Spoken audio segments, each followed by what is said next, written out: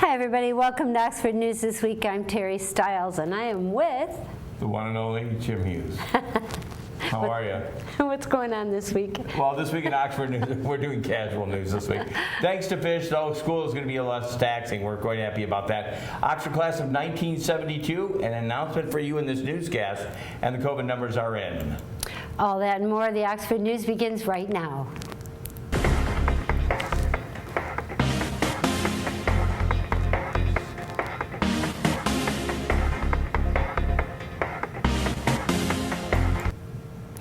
When money's tight, school supplies can be an extra expense too great to afford. This is why Oxford Orient Fish is holding their annual Backpack School Supply Drive, which gives local families a chance to get the goods that they need to start school. Back to in-person distribution, Fish will open its doors on August 21st for families to pick up and select backpacks for kids ranging from pre-K to high school. For those of you looking to donate school supplies, they can be dropped off at Fish, or if you choose, you can send a check to 1060 South Lapeer Road, Oxford, Michigan 48371. Jim?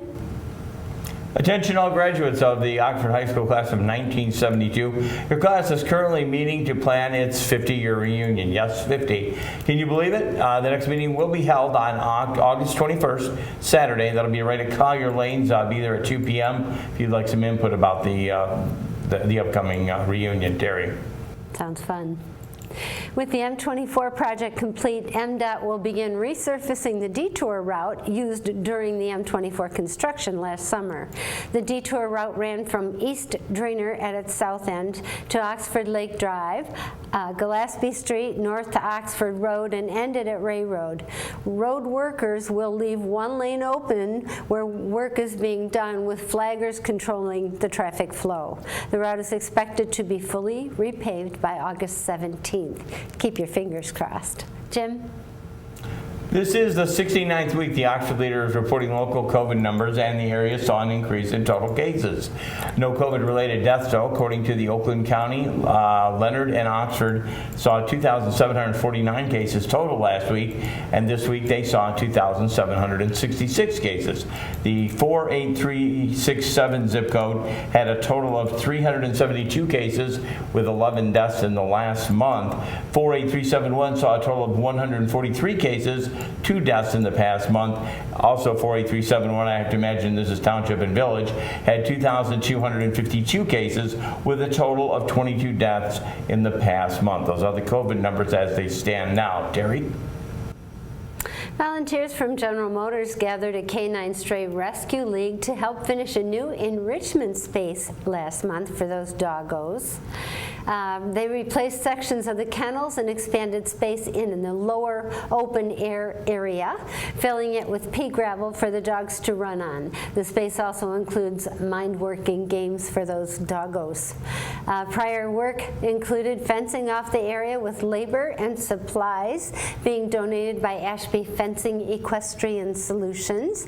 Nearly $3,000 for gravel was raised by an Oxford community student, school student, through a virtual 5K run. According to GM engineer Paul Bohr, the automaker's volunteers has a long history of volunteering in the greater Southeast Michigan community areas and challenges employees to complete 25 hours of volunteer work a year. Congratulations for them. That's a cool thing, don't you think? I do, definitely. And I'm glad that our community got to benefit from it this time. Yeah, no doubt. That's great. Well, that's it for Oxford News this week. If you'd like to learn more about these stories and others, you can catch us on Charter Channel 191, AT&T Channel 99. You can catch us on our Facebook and YouTube page, or OCCTV.org, which is our web page. You can also pick up a copy of the Oxford Leader, or also CJ Carnacchio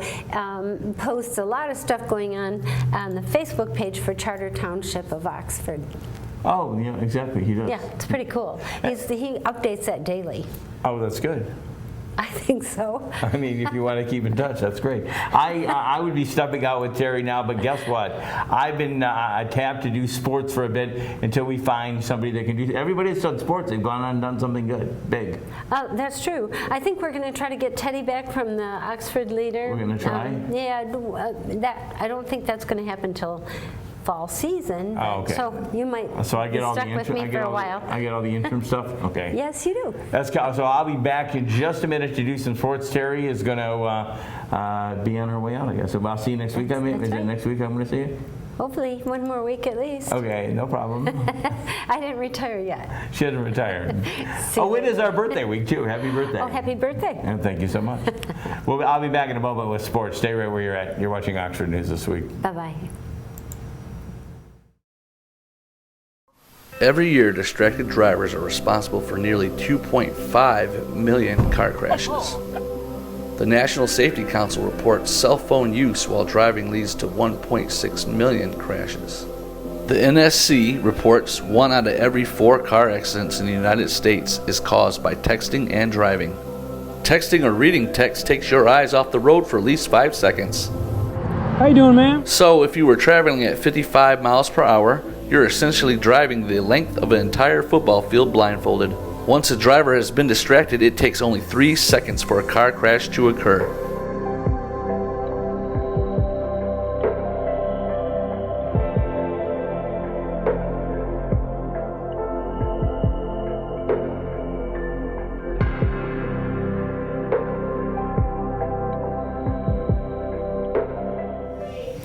Welcome to Auto Talk. I'm Dave Kenny, and this story is taken from Automotive News. Jeep is freshening its compact crossover with a more spacious interior, larger display screens, more storage space, and a flood of safety technology. The updated Compass is scheduled to go on sale this fall. The Compass is part of a larger revamp to Jeep's lineup this year, including the 3-row Grand Cherokee L and the luxurious Wagoneer and Grand Wagoneer SUVs. The redesigned 2-row version of the Grand Cherokee is coming later in 2021. The Adventure brand is moving upstream with the Wagoneer models, dipping its toe into electrification with the Wrangler 4xe plug-in hybrid and making a further play downstream for those wanting more economical options with the updated Compass. It's an ambitious launch schedule, but there is little overlap between the upcoming products, Jeep Global CEO Christian Munier said on a call with reporters.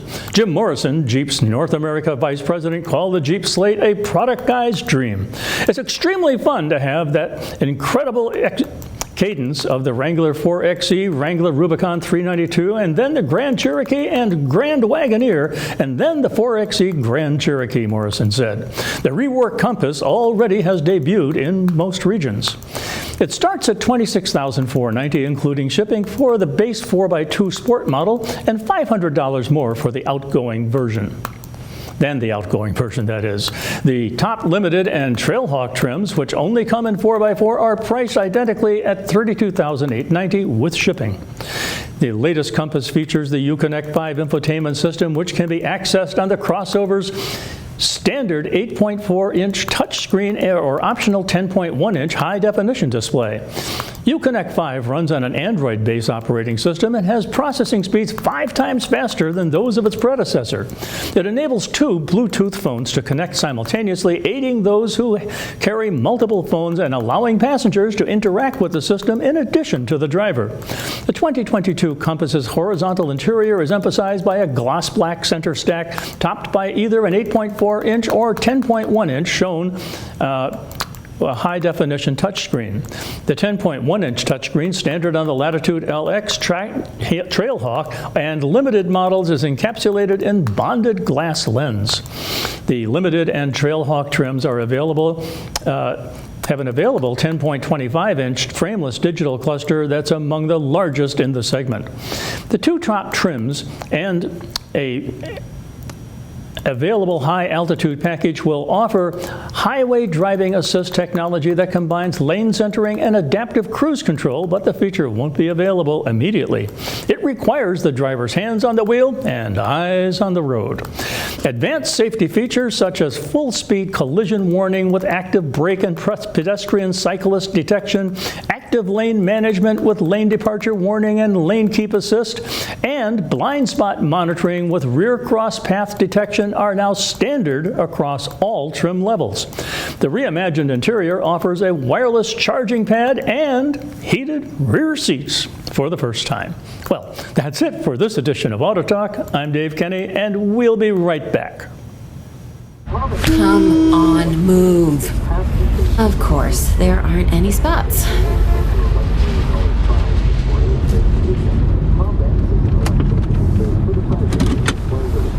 A few minutes won't hurt anybody.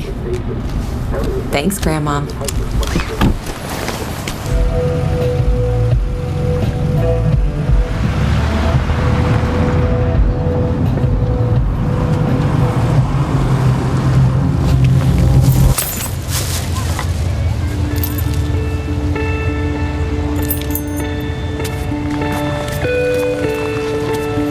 Paralyzed Veterans of America works tirelessly every day to create a more accessible America.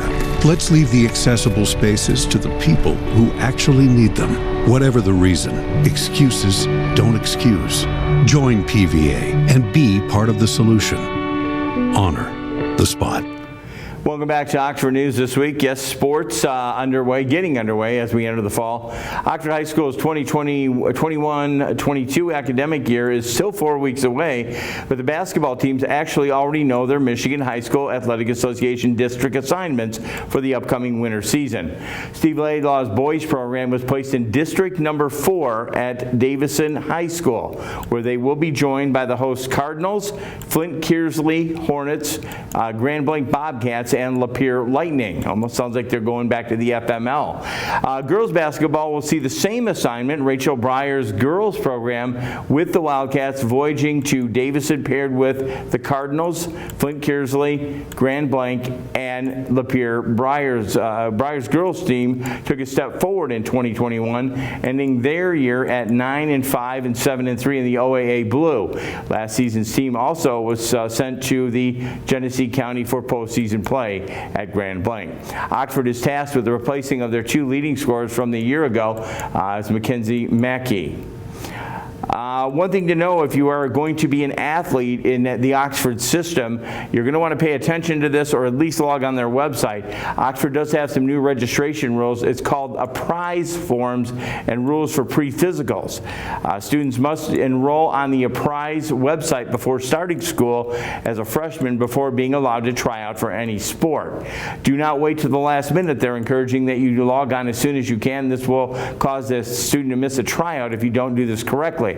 Questions for any of the problems in the enrollment, you direct that to Apprise. Click on Contact Support. Again, Apprise can be reached by going to the oxfordathletics.org website, and then it self-explains itself. Before you were able to go to your doctor and supply them with a note, doctors must use the approved Apprise physical form with the student's unique barcode. Again, you do have to create that barcode, download the form, and then take that to your doctor. Parents or doctors should either fax the Apprise physical form to the number at the top of the physical form or upload it directly to Apprise. Again, this is a brand new program. Only one form can be faxed or uploaded. Immunization forms cannot be faxed or uploaded. Please only send one physical form with the examiner's signature and date. All forms and online portals, again, can be reached by going to the oxfordathletics.org website. It's all right there at your fingertips. That's how I found out. They are encouraging you to do this early so your athlete will be ready for whatever sport they so choose to belong. It's called Apprise. It's on the website. I urge you to log on when you can. That's it for sports right now. Stay tuned. Up and coming, Dave Kenny, Science in the News. I'm Jim Hughes. We'll be back next week.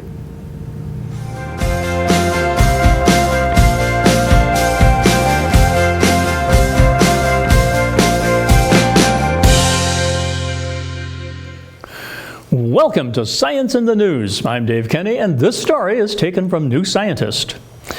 The ancient Babylonians understood key concepts in geometry, including how to make precise right-angled triangles. They used this mathematical know-how to divide up farmland, more than 1,000 years before the Greek philosopher Pythagoras, with whom these ideas are associated. They're using a theoretical understanding of objects to do practical things, says Daniel Mansfield at the University of New South Wales in Sydney, Australia. It's very strange to see these objects almost 4,000 years ago. Babylonia was one of several overlapping ancient societies in Mesopotamia, a region in southwest Asia that was situated between the Tigris and the Euphrates rivers. Babylonia existed in the period between 2500 and 500 BC, and the First Babylonian Empire controlled a large area between about 1900 and 1600 BC. Mansfield has been studying a broken clay tablet from this period known as Plimpton 322. It's covered with cuneiform markings that make up a mathematical table listing Pythagorean triples. Each triple is the lengths of the three sides of a right-angled triangle, where each number is a whole number. The simplest example is 3, 4, 5. Others include 5, 12, 13, and 8, 15, and 17. The triangle's sides are these lengths because they obey Pythagoras' theorem. The square of the longest side is equal to the sum of the squares of the other two sides. This classic bit of mathematics is named for the Greek philosopher Pythagoras, who lived about 570 to 495 BC, long after the Plimpton 322 tablet was made. The early Babylonians knew Pythagoras' theorem, said Mansfield. The question is, why?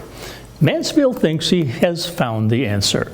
The key clue was a second clay tablet dubbed SI 427, excavated in Iraq in 1894.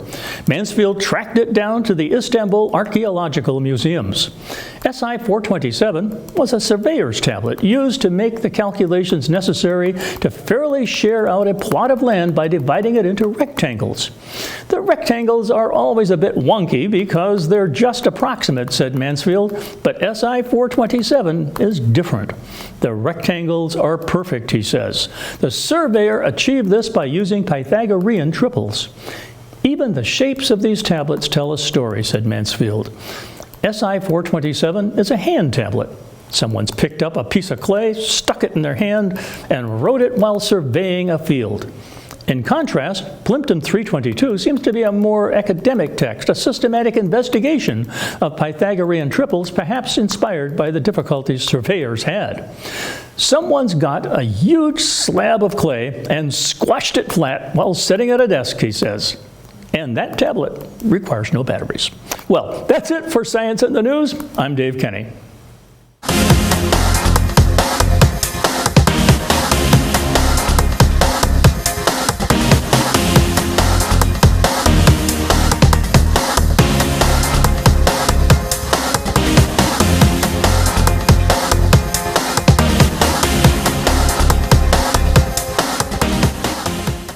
If you see a teen or adult suddenly collapse, it's important to act fast. Helping to save a life is easier than you might think. Just start hands-only CPR. The first step is to send someone to call 911 or call 911 yourself. Then get directly over the victim. Put the heel of one hand in the center of the chest, then put your other hand on top of the first. Then push hard and fast in the center of the chest until help arrives. It's important to push at a rate of at least 100 beats per minute, which is about the same tempo as the song Stayin' Alive. Let's hope you never have to use hands-only CPR, but if you see a teen or adult suddenly collapse, don't be afraid to try it. Remember, call 911, then push hard and fast in the center of the chest until help arrives. Your actions can help save a life. To learn more, call 877-AHA-4CPR or visit heart.org/hands-only CPR.